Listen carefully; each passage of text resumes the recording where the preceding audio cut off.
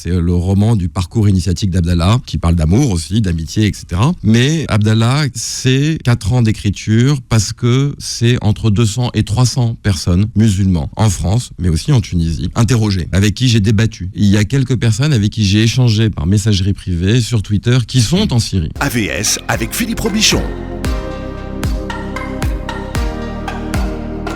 Le Book Club de Beurre FM, l'émission qui parle des livres avec ceux qui les écrivent à ceux qui les lisent. Bonjour, bienvenue, bon week-end.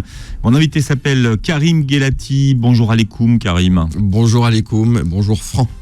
Voilà, le héros de votre livre dont nous parlons ce matin a du mal à remplacer le Assalamu alaikum par le bonjour ou par un autre mot. Et il se pose des questions. Qui est ce vous quand que la paix soit sur vous ?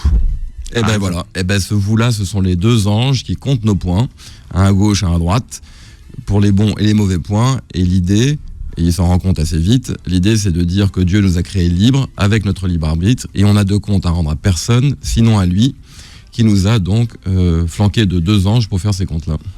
Vous êtes juriste, spécialisé en communication et vous publiez Heureux comme Abdallah en France aux éditions Encre de Nuit. C'est votre premier roman. Ça, c'est le titre français parce qu'en Tunisie, il a un autre titre. Une fois n'est pas coutume. Pourquoi est-ce que vous avez changé de titre ? Alors, c'est l'inverse en fait. J'avais 2... Enfin, c'est l'inverse, j'ai pas changé. J'avais 2 titres en tête. Une fois n'est pas coutume et Heureux comme Abdallah en France. Ça m'a travaillé pendant 1 an. J'ai jamais réussi à trancher. Et du coup, je me suis dit, on va faire un titre par pays. D'accord.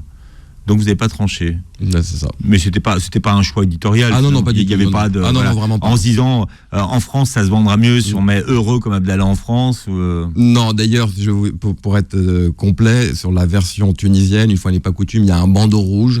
Et sur le bandeau rouge, il y a marqué Heureux comme Abdallah en France, pour faire un rappel. Si votre héros, Abdallah, puisqu'il se pose la question dans votre livre, avait dû écrire son propre livre, comment est-ce qu'il l'aurait appelé ? Allahu Akbar. Ça, c'est compliqué à vendre à la FNAC. C'est ce qu'il explique d'ailleurs. Abdallah, c'est compliqué à vendre à la FNAC, c'est compliqué à mettre sur une étagère. Les chaînes d'infos en continu se seraient précipitées. Quoi, qu'est-ce, provocation, pas provocation, c'est pas le moment. L'idée ne m'a pas effleuré de l'appeler Allahu Akbar. Alors dans votre livre, on survole 1 an de la vie d'Abdallah. Qui est-il cet homme ?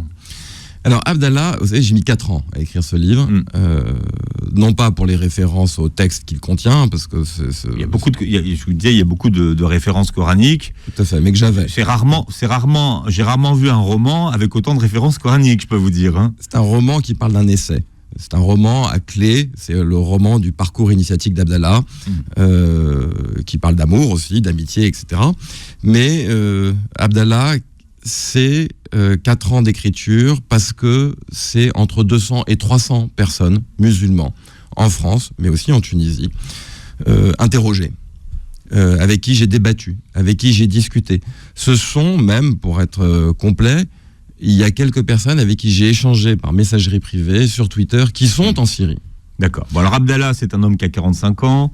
On sait qu'il a fait partie de l'équipe nationale tunisienne de natation. C'est un homme qui s'interroge beaucoup, qui s'interroge sur tout. C'est même sa façon de fonctionner, de s'interroger.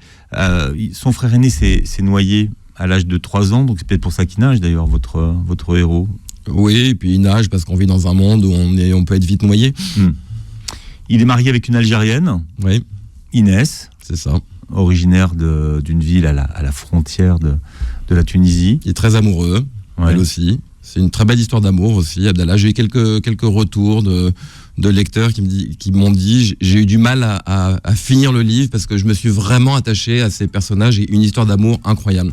Abdallah est féministe aussi, il défend ses filles. D'ailleurs, c'est le seul moment où il perd le contrôle. Ses jumelles. C'est ça. Et effectivement, c'est un épisode qui les concerne, qui va lui faire perdre le contrôle. Mais si on continue, le portrait d'Abdallah, il vient d'une ville en Tunisie qui s'appelle Zarzis. C'est un hommage, un petit clin d'œil à un ami qui vient de Zarzis. Ouais.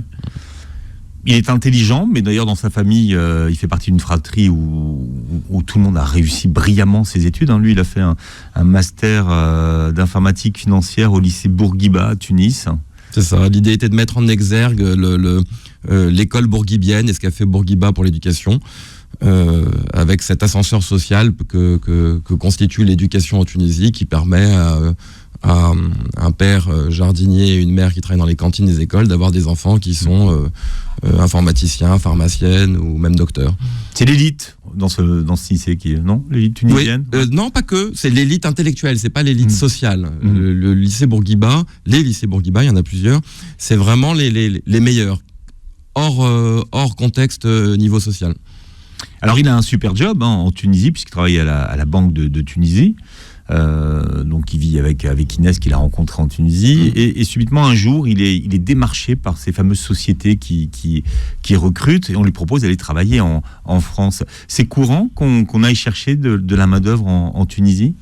Oui, en Tunisie et un peu partout. Vous avez en France, il y a 77 métiers ou 74, je me souviens plus, métiers en tension pour lesquels les procédures pour faire venir les étrangers sont des procédures simplifiées.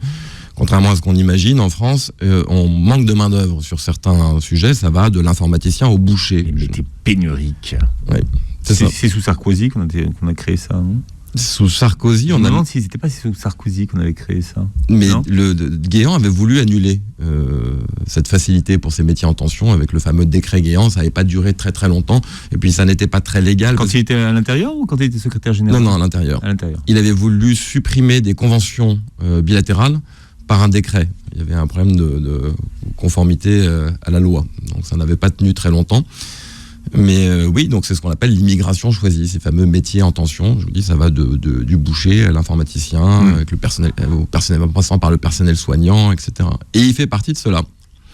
Et il va arriver, ils vont se poser la question. Mais qu'est-ce qui fait que finalement on choisit de quitter son pays quand on travaille à la Banque de Tunisie pour aller travailler en France? Qu'est-ce qui va l'orienter et qui va faire qu'il fait ce choix? La double culture. Il le fait pas pour lui, il le fait pas pour Inès. Ils ont une vie confortable en Tunisie, ils viennent de déménager, ils ont pris une maison plus grande, l'avenir est plutôt rose. Mais il se dit que dans le monde dans lequel on vit, dans la mondialisation qui est partout, offrir cette double culture, ce double cursus à ses filles, c'est un plus. Et c'est la raison pour laquelle ils partent. Ils disent on va faire ça pour les filles. En France, il débarque, et un des premiers personnages qu'il rencontre quand il arrive en France, c'est l'imam de Nanterre. Et il dit que l'imam de Nanterre est très différent de l'imam de Zarzis. Qu'est-ce que ces deux imams ont de différent? Eh ben c'est assez curieux. Alors l'imam de Nanterre existe, il n'est pas à Nanterre, mais le personnage du roman existe. J'ai beaucoup échangé avec lui, je voulais le remercier, même si on a toujours eu que des discussions houleuses, et il n'a pas souhaité que je le nomme, donc je ne l'ai pas fait. Abdallah, il est en Tunisie musulmane et il pratique un islam qu'il considère, dès un moment dans le livre, comme laïque. C'est-à-dire où le libre arbitre joue et c'est lui qui décide de où il va mettre le curseur de sa foi. Mais est-ce qu'il y a en Tunisie, par exemple, une définition de ce qu'on appelle la laïcité qui serait différente de ce qu'on appelle la laïcité en France? Parce qu'il s'interroge là-dessus, c'est finalement qu'est-ce que c'est que la laïcité en Tunisie? Il lui répond, la laïcité en Tunisie, c'est le fait qu'il n'y ait pas d'islam politique, pour lui, pour Abdallah. Et c'est vrai que le débat sociétal qui nous anime en Tunisie, c'est pas de savoir s'il faut que dans l'article 1 de la Constitution, on maintienne que la Tunisie est une république, sa langue est l'arabe, sa religion est l'islam, parce que ça, tout le monde s'accorde à dire qu'il faut le maintenir en Tunisie. Alors je sais que ça va choquer beaucoup d'auditeurs français, mais il faut le maintenir parce qu'il faut garder la main sur l'enseignement de l'islam, sur la nomination des imams, sur le programme des écoles coraniques. Il faut garder la main là-dessus. Donc c'est le choix qui a été fait par la Tunisie. Maintenant, la laïcité, elle se situe à un autre niveau en Tunisie, c'est l'islam politique. À partir du moment où l'État est garant de l'islam, il n'y a plus besoin d'avoir de représentation. Même s'il y a eu des expériences de partis islamistes au pouvoir en Tunisie. Ce sont des expériences démocratiques. Ils ont été élus, non pas en arrivant premier, non pas en étant majoritaire, mais en arrivant premier. C'est-à-dire avec une famille progressiste, entre guillemets, très dispersée. Vous savez, les islamistes, en 2011, ils font 37%. En 2014, deuxième élection, ils font 26%. En 2019, ils font 19%. Maintenant, j'entends la presse française, la Tunisie, pays islamiste, qui s'est radicalisé. C'est vous qui êtes interrogé, donc effectivement, là-dessus, vous n'avez pas à vous justifier. Mais ce qui veut dire que finalement, l'islamisme politique ou l'islamisme au pouvoir, ça n'a pas forcément réponse à tout. Ça n'a pas réponse à tout, ça n'a pas fonctionné. en Tunisie, et ça n'a tellement pas fonctionné que les électeurs ne se laissent pas tromper, et on voit leur voix diminuer, mais de manière démocratique. C'est la meilleure manière d'ailleurs de lutter contre l'islam politique, c'est que c'est l'électeur qui parle à la fin. Et ça n'a pas de réponse au chômage, enfin à plein de... Ça a été même pire sous leur règne. Mais voilà, après, donc, effectivement. Alors cet imam qu'il découvre, cet imam de Nanterre, il découvre quelque chose qu'il ne soupçonnait pas, c'est que c'est un imam consulaire. Il tombe de sa chaise. Ouais. Il va prendre un café le matin avec son imam, il sort d'une grippe, et vous savez que la grippe masculine n'a rien à voir avec la grippe féminine, elle est beaucoup plus violente. La sienne est très forte. La grippe masculine. Mais ne l'empêche pas de se lever à 5h du matin. Donc je me suis dit, je ne sais pas quel genre de grippe vous permet de vous lever à 5h du matin. État grippal. Ah, c'est un état grippal. Okay. Donc il se lève à 5h du matin, il va prendre un café avec lui, et l'imam, il le trouve de très mauvaise humeur. Ouais, j'en ai marre, je m'en sors pas, etc. Machin. J'ai demandé une augmentation. À qui? Aux Turcs. Comment ça, les Turcs? Et là, il découvre qu'en France, la France, laïque, par ses institutions, a délégué le culte musulman à des puissances étrangères. Pas toujours, d'ailleurs, en odeur de sainteté en France. L'Arabie Saoudite, la Turquie aujourd'hui, l'Algérie au temps du GIA. Et là... Alors, parlons de chiffres. Est-ce qu'on sait combien il y a d'imams consulaires en France? On ne sait même pas combien il y a d'imams en France. D'accord, mais des chiffres qui sont avancés. On est sur quelques centaines. On est sur entre 300 et 600 imams, voilà. Qui, pendant la période de Ramadan, peuvent monter à 3000 parce qu'il y a du renfort. Avant, les pays, enfin, par exemple l'Algérie, envoyait des imams en France pendant le mois du Ramadan. C'était le cas de pas mal de pays.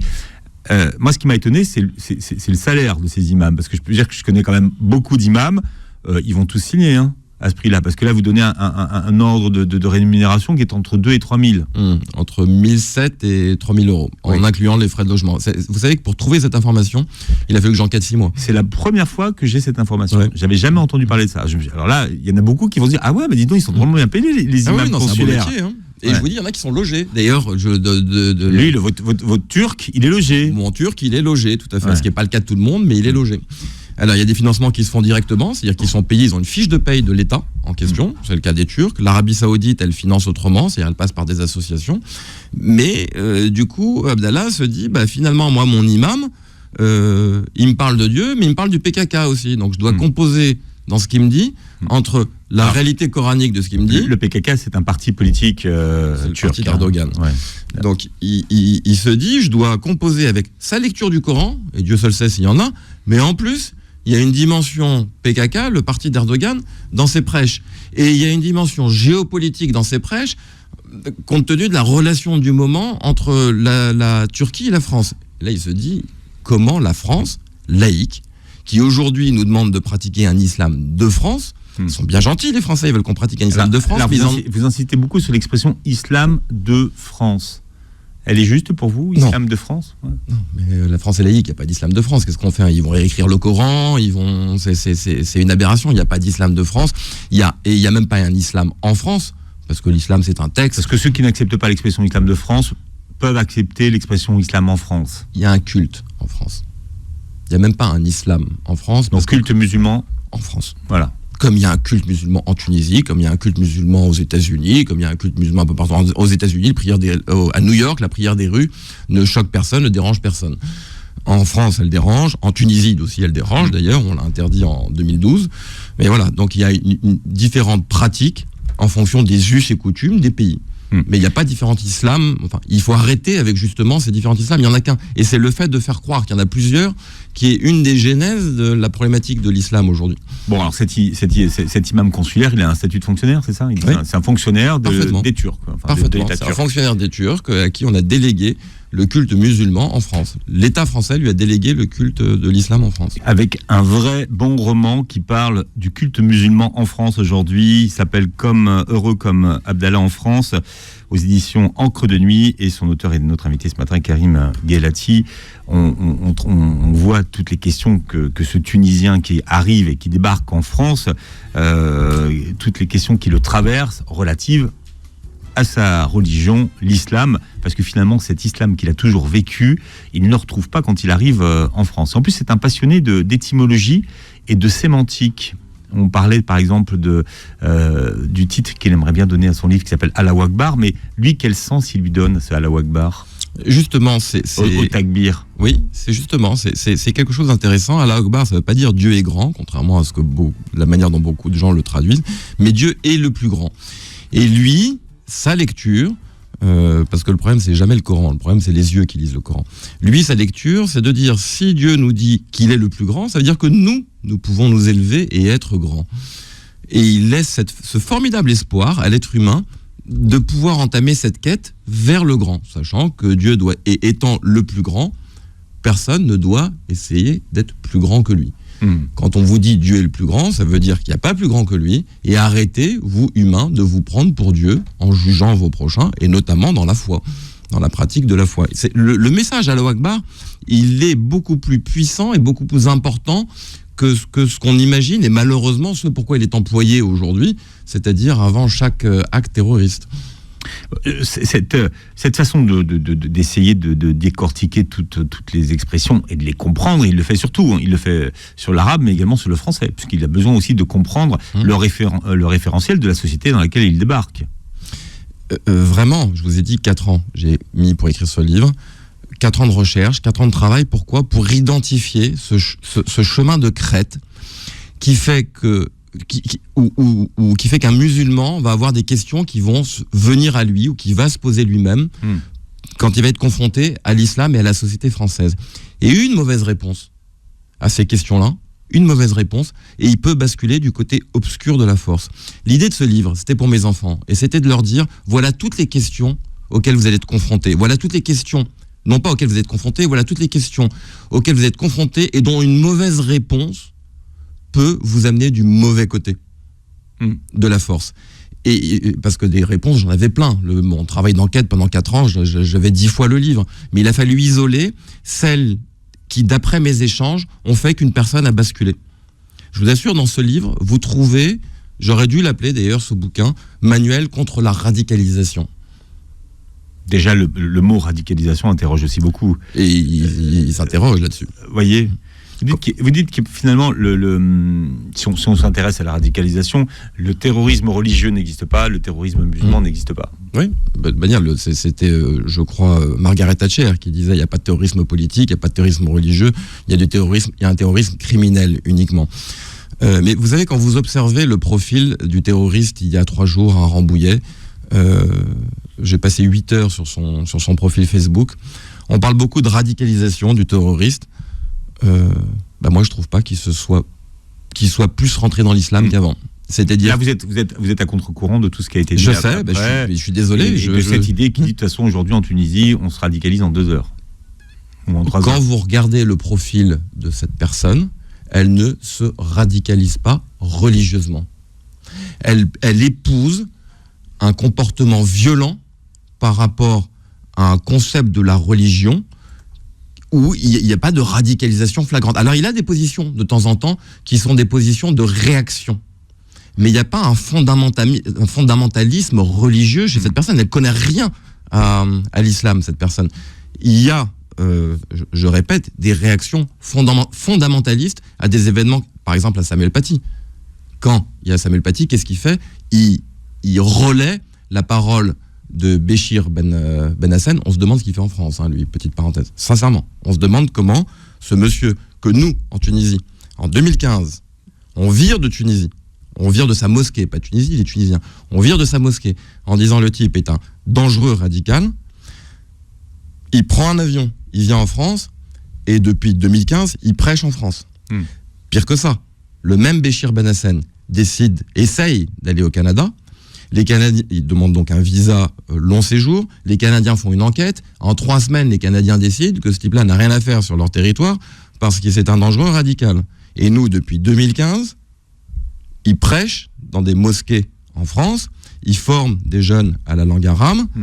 Le même qui, dans les fiches de renseignement en France, de 2007 à 2010, on sait qu'il a appartenu à une mosquée qui exportait des djihadistes en Syrie. On sait qu'en 2009, il a rencontré Klein. Et depuis 2015, ce monsieur, qui est en contact manifestement avec le terroriste de Rambouillet, il prêche tranquillement en France. Mais aujourd'hui, les gens qui décodent tous ces phénomènes et qui en parlent, ont-ils suffisamment la sémantique, les codes, les bons mots pour dire ce qui se passe. Sur les chaînes d'information en continu, qui de toute façon font beaucoup aujourd'hui d'informations, qui font l'opinion, on va dire. Vous voulez que je vous dise, vous avez raison, j'ai reçu de la part d'un de nos ministres un SMS quand j'arrivais dans l'ascenseur. Vous êtes trop chic. C'est classe. Là, je veux dire, au niveau du name dropping, non, parce que j'ai reçu un SMS. Alors, je veux le nom du ministre, attention. Non. Bon, mais je vous passe le début sur le bouquin, l'histoire d'amour, tout y est, les mécaniques de la radicalisation, les réponses y apportées. Ton livre devrait être lu par toutes les rédactions, dans tous les lycées, chez nous au gouvernement, les éducateurs, les éditorialistes, les jeunes.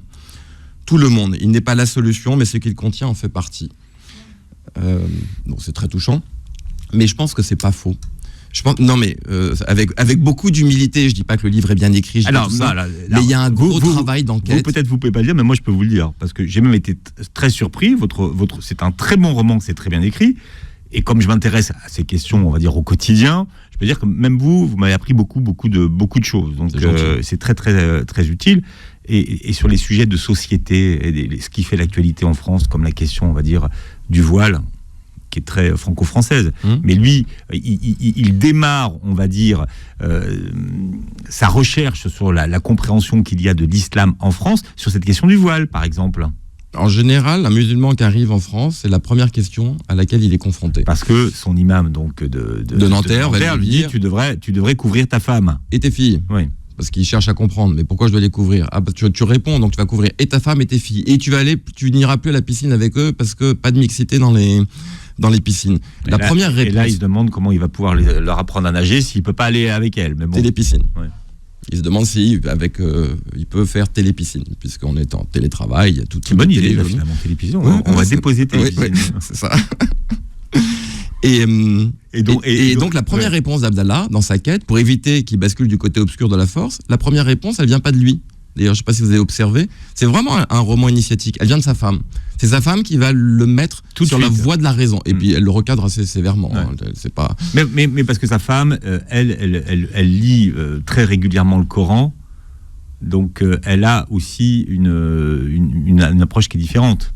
Elle a une approche musulmane. Ouais, mais elle, donc, je ne sais pas si c'est ça qui l'invite, mais lui, donc de ce fait, va se remettre à lire le Coran. Il part à la bibliothèque pour ça.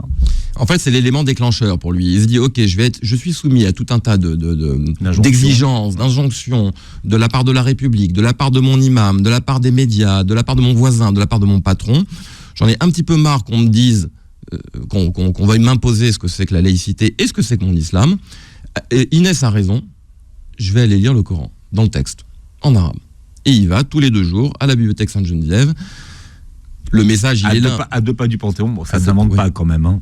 Ouais, mais c'est très rive gauche. Mais vraiment, c'est bien. Mais c'est là où j'étais étudiant, donc il fallait que je fasse un petit clin d'œil à la montagne. Ben voilà, côté le chemin. Vous voyez, il y a un côté chemin, il y a un côté il faut gravir les chemins pour accéder au savoir. Il faut monter. Il y a beaucoup de métaphores dans le Moi, j'attends le SMS du ministre pour savoir si lui, il a vu les métaphores.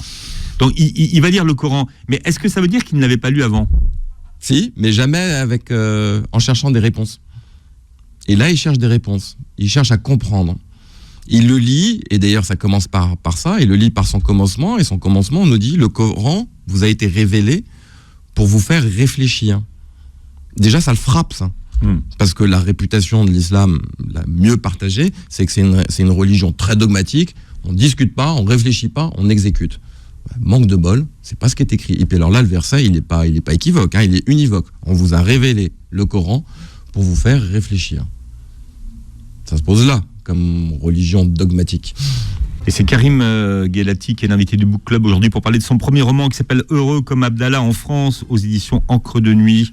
Un livre que vous avez écrit dans des cafés, à l'époque où il y avait encore des cafés entre... Des cas quoi ? Des cafés, des bars, des troquets, ou des bistrots. Je sais pas. J'en ai la chair de poule, rien que d'entendre ça. Mais comme vous êtes beaucoup plus chic, vous avez écrit ça entre New York et la Seine-Saint-Denis, mais pas la Seine-Saint-Denis, non, les Hauts-de-Seine. C'est-à-dire que vous lisez le livre à la vitesse de l'éclair, parce que vous êtes champion du monde de lecture. Ouais. Vous lisez les notes de bas de page. Mais surtout, oui. Et puis vous lisez aussi les remerciements à la fin. Le diable est dans le détail. Ouais, c'est ça. Ouais, souvent. Et vous êtes dans tout. Mais en fait, vous avez remercié tellement de monde que ça m'a pris du temps. Ah oui. J'ai dit au moins le gars, il a fait du name dropping, mais tout le monde. C'est ça. J'ai voulu vexer personne et encore j'en ai oublié. À quel genre votre livre appartient-il? Est-ce que c'est vraiment un roman? Alors ça, c'était un vrai casse-tête pour mon éditeur, Karl Van Esner, que j'embrasse et que je remercie. Et Monsef Guelati en Tunisie, que j'embrasse et que je remercie aussi. Ça a été un vrai casse-tête. C'est votre père, ça, Monsef? Non, c'est un cousin. Cousin de mon père. L'idée, roman, essai, manifeste, moi j'ai envie de dire, c'est un roman qui parle d'un essai dans lequel le héros écrit des manifestes. Parce que c'est pas un roman sérieux, mais oui, quand même, qui aborde des sujets sérieux. Ça aborde la question de l'intégration d'un musulman en France, en fait. À quoi est confronté quelqu'un qui est musulman et qui vient s'installer en France? Il comprend rien. C'est-à-dire qu'est-ce qu'on lui demande quand on lui demande de s'intégrer, et qu'est-ce qu'il comprend lui? Mais on lui demande tout et son contraire. D'abord, ça dépend. Qui demande? L'imam, la droite, la gauche, les islamo-gauchistes, parce qu'on nous sort alors toutes les semaines il y a une nouvelle création. Alors aujourd'hui il y a le racialisme, c'est ça, j'ai lu ça. Il faut que j'étudie parce que j'ai pas très bien compris ce que c'était que le racialisme. Maintenant il y a même des manifs où faut être bien dans la bonne partie de la manif. C'est ça, exactement. Alors exactement. Maintenant il y a les revendications. Alors en fonction de vous êtes en tête, au milieu ou à la fin de la revendication, c'est pas tout à fait la même chose qu'on va vous demander. Que vous soyez à gauche de la revendication ou à droite de la revendication. Aujourd'hui, sincèrement, le musulman qui arrive en France, il comprend rien. Et c'est le cas d'Abdallah. Il comprend rien. La seule chose qu'il comprend, c'est on lui dit, t'arrives en France, à Roissy, à la douane, tu peux prendre tes bagages, il y a un truc que tu vas laisser, c'est tout ce que t'étais avant. Il se dit, c'est pas possible. Comment construire un avenir sans savoir d'où je viens? Donc il va quand même introduire dans ses bagages, de manière clandestine, en France, ce qu'il était avant. Et il va faire des recherches pour savoir le bien fondé ou le mal fondé, le mauvais fondé de ce qu'on lui demande. Et les réponses qu'il trouve dans le livre sont des réponses soit dans le texte, dans le Coran, soit dans les valeurs humanistes. Parfois, je crois qu'il y a même un moment où il se réfère à Platon et l'allégorie de la caverne. Et il va réagir comme ça. Vous voulez qu'on en parle, l'allégorie? Parce que ça, c'est passionnant, l'allégorie de la caverne. Ouais, alors je pense qu'on perd tout le monde. Au Ramadan, les gens, il est quelle heure? Il est 13h, les gens sont un peu fatigués. On peut parler du platonicisme, du néo-platonisme. Non, mais l'allégorie de la caverne, ça c'est très intéressant.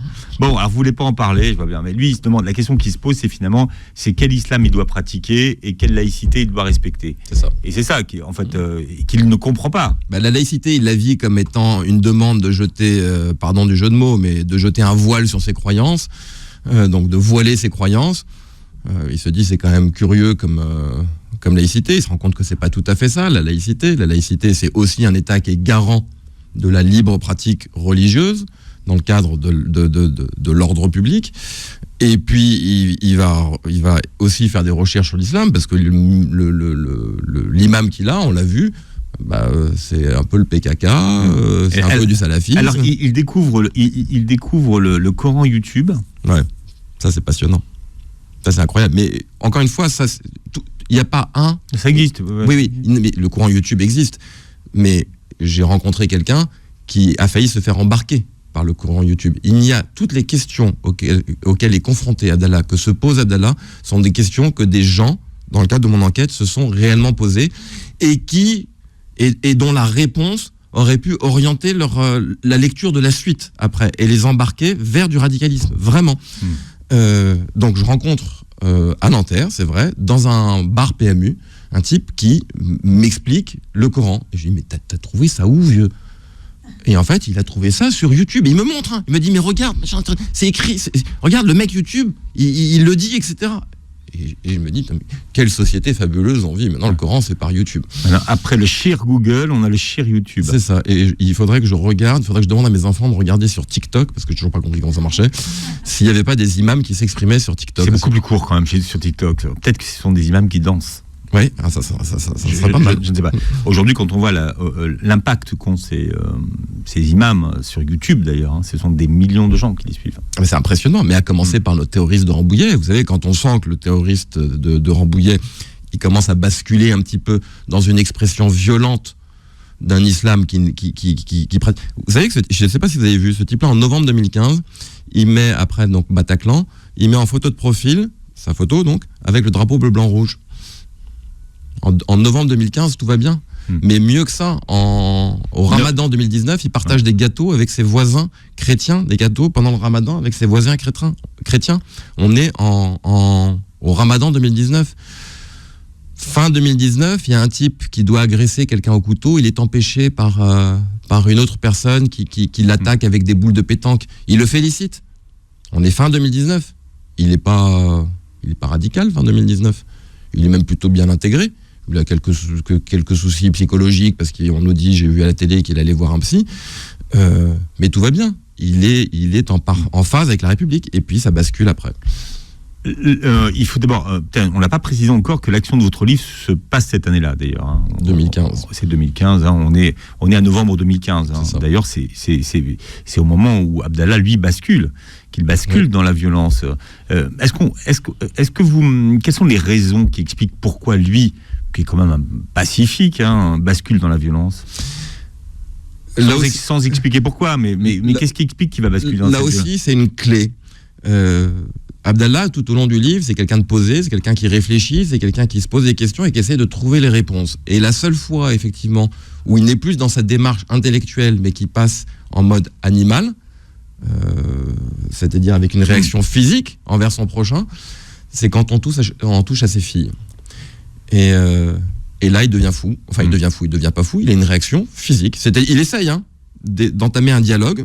Son curseur de patience va être très vite épuisé et il va passer à une expression physique de sa colère.